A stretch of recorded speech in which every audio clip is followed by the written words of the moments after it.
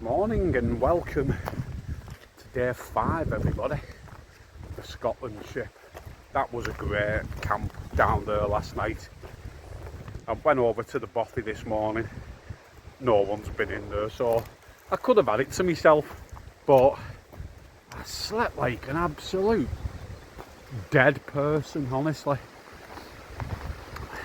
I had the tent kind of made like a little porch, and I had the candle on that Alain Mack did me.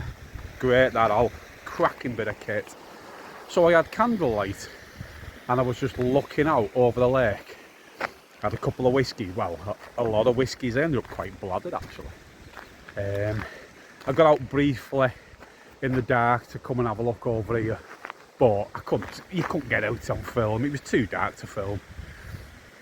What I'll do, I'll just do a walk, a quick circular of this bothy, or this building, and then it's 3.7 mile back down there the way I came back to the car, or it's 4.3 mile if I carry on past it and then go all the way around. So I might just do that. It's only half a mile longer, and we'll get a different perspective then, being over the other side, looking over here. But beautiful day again. Look at this. Been blessed so far, you know.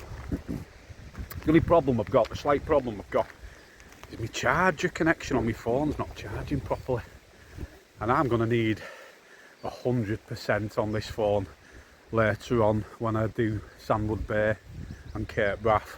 I'm going to need a full charge, and I'm going to need a full power bank as well, because I'm going pretty remote then. I need to have, you know, my navigation and everything's on my phone. So going past Inverness later on, I might see, can I find a dodgy little phone shop and try and get it sorted. It's just that part of your phone, you know, where you plug in. I've had it done before. It just seems go wonky after a few years. But yeah, beautiful, absolutely beautiful. Saw a stoat this morning, ran past my tent. Didn't have any deer issues last night. So the plan is now do this 4.3 mile walk round the lake back to the car. Then we're driving north past Inverness, possibly nip into Inverness if I've got time, trying to see if I can get this phone sorted. Then I'm pushing past that, past a place called Garve, and then I'm just going to wild camp by a loch past Garve tonight, because I'm on route heading west then, where I want to be. So I'll spin this camera around. We'll just do a walk around this house, and then we'll carry on to the top of the lake. Stunning though, beautiful day. Right, let's have a mooch all the way around. There's not actually that much to see because it's, like I said, it's all boarded up. You know, you can't get in. It's got these wooden shutters on all the windows. Watch me try the door now when it opens straight away. Walk in and there's like an orchestra playing and stuff. Nah. I'll not bother going down to the bothy. We've already been in there. I've been in this morning. No one's been. Yeah, this is like a separate little house here. You know, maybe these were like servant quarters, I don't know. I've seen like aerial footage of this place and it does look stunning, you know. It's in a stunning location. These woods, absolutely, look at that. Just seen that. Bothy toilet. Oh no. That is literally just a French toilet, just a hole in the floor. Anyway, when I'm out in the wild, I like to do my latrines outside. We won't go into any more detail about that. Yeah, look at these woods. It'd be great for hammock camping round here. Yeah, and this is the other side. Absolute spectacular building. That's the bothy there with the windows and the top. I'll have a look. look through the window, see if anyone's in. Probably cack them up if they've gone in. If they have, they've sneaked past me without me knowing. No, no one's in there. But Glass Alt Shield Bothy, well worth a visit, you know. Just worth coming down here just to see how beautiful the area is. Like I said, I'm not a massive fan of Balmoral area because of all the money and stuff, but you know, it is beautiful, absolutely stunning. Right, so fairly well Bothy, I may be back here one day. Well, this is the top of Loch Muick or however it's pronounced. Digging these little stepping stones. This is where I go flying and break my leg. And then woods to the left, just there, that's where the house is. In fact, I can just about see the house through them trees. So the house was pretty much, you know, right near the top, to be honest. It's lovely this, though, isn't it? Still not seen any people, which is always a blessing for me. Do you know what? My mind is already now, though, wondering whether I've got a parking ticket on my car. Do you know, I won't be happy if I have. I mean, I'll pay it, but do you know, you should be able to just park for 24 hours. None of this messing about up till 23:59 malarkey. Yeah, so looking down there, the loch, and this and beyond is all the Balmoral estate. I'll get another video when I'm directly across from Glass Alt Shield. Well, this is the view from the other side, looking straight across to Glass Alt Shield.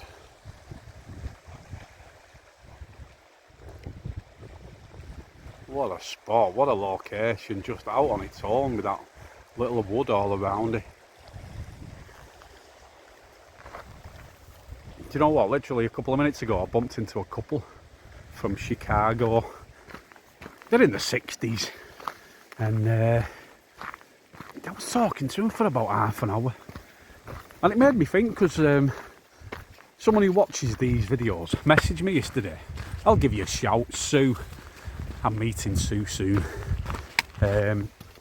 She's the mum of my old mucker, Caris.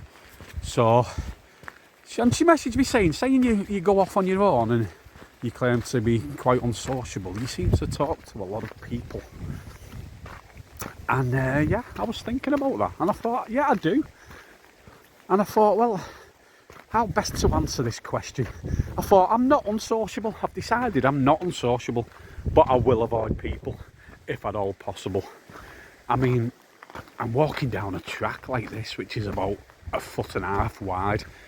You know, anyone coming towards me, I can't avoid them. So I will give them a big smile and have a chat. And generally, the types of people that are into the kind of stuff I'm into. And you know what? And after the interaction, I do feel better about myself. You know, spread a bit of sunlight and all that. But I will avoid people like the plague if I can. I mean, if I had an option, if I saw like 2 people walking down this track towards me and there was another track which I could take, which would bypass them, that is the option I would take. You know what I mean? And don't ask me why. It's just who I am. But yeah, I'm not unsociable, I'm chatty, and when you meet me, Sue, next week I think it is, you'll see that. But yeah, but I will avoid people if I can, and I do. That's why I never go to do's. Never invite me to a do, because I'll not go. I've even said to my daughter when she gets married, don't have a do, please, because that is an environment I really do not thrive in. Forced interaction, there is nothing worse for me.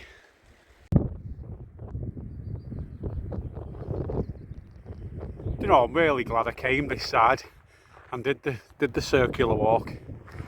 feel like I've actually got my money's worth for the car park. Do you know what? Even if I have to pay another £6, I feel like I've got my money's worth, because this has been a lovely walk.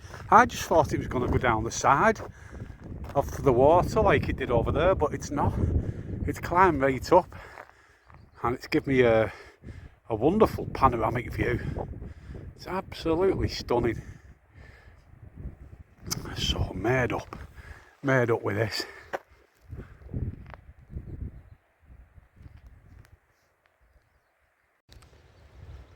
Tonight spot, everyone, on this Friday the 8th of May.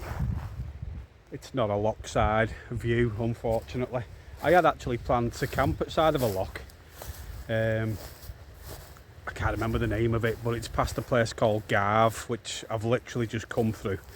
But you've got to go past snow gates, so it's obviously climbing, and it's going to be at altitude, and I thought, that means it's going to be cold and possibly windy. So I've literally come through Garve, and there was a parking space over there, so I went over there first. Some lovely waterfalls around here, absolutely gorgeous. I'll get some videos of them before I leave, either today or tomorrow. But signs everywhere, no overnight parking, blah blah blah. So I looked at my Ordnance Survey maps. There was another little car park, literally quarter of a mile further up. I've come here, no signs whatsoever. So there's a few camper vans in there. So they are dotted about. They are nailing down though, but there's still gems knocking about that you can still get in. And literally the car park is only there. In fact, if I crouch down from this side of my tent, I can still see my car. So I've not had to do a big hike to get here. But it's just a base, this, basing myself for the final push over to the west coast, which I'll get there. I'm about 60 mile away from Loch. That's where I'm kind of heading tomorrow. And then I'm going to head up to the point of Stow. And if it's not too windy and it's not raining, which it's looking good, I might camp up there near the point of Stow. Do like a, you know, the cliff top camp. So yeah, I'm here tonight. It's nothing special, but it'll serve me a purpose, and I've not had to pay £6 for parking. And regarding the parking situation, I didn't have a ticket, so it's alright. I didn't get paid, charged double. No job's worth came and slapped a ticket on my windscreen. Great. Lovely weather. How blessed am I? I've been so jammy this week, honestly. What time is it? I ask you, say. It's Mickey's homemade wine time. So I'm going to get me book, pour myself a glass of wine and chillax. I'll have something to eat later on. And got nothing else to do now apart from just chill. So I'll see you tomorrow, guys.